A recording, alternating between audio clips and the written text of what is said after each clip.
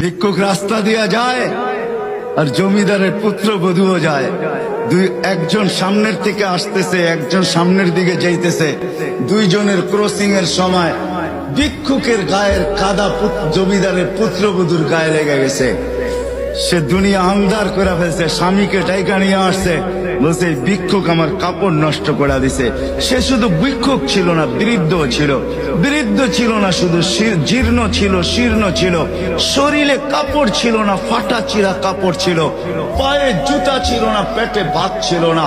জমিদারের পুত্র সইতে পারে নাই, যৌবনী শক্তি সয় কি কইরা তার স্ত্রীর গায়ে ভিক্ষুকের কাদা, বস সমগ্র শক্তিকে হাতে একত্র করে বৃদ্ধের গালে বসায়। বৃদ্ধ কিচ্ছু বলে নাই, শুধু উপরের দিকে তাকায় দুই তিনটা শব্দ উচ্চারণ করছেন।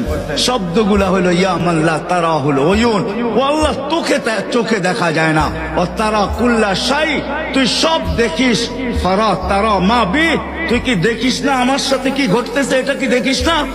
বলতে দেরি যুবক, মরতে দেরি হয় নাই। জমিদার চলে আসছে, প্রতিশোধ নিবে। বৃদ্ধের একদিকে মুস্কি হাসি, একদিকে বলতেছে প্রেমের খেলা এমনই হয়। জিজ্ঞাসা করছে কিসের প্রেমের খেলা রে? বলছে ওর প্রেমিকার গায়ে আমার কাদা লাগছে, পায়ের কাদা লাগছে, ও সইতে পারে নাই, যৌবনী শক্তি দিয়ে আমার বৃদ্ধ গালে বসায় দিছে। আমাকেও একজন ভালোবাসে, সেও সইতে পারে না, সেও সইতে পারে না। ও তো থাপ্পড় দিয়া ক্ষান্ত, সে জান নিয়ে নিছে, জান।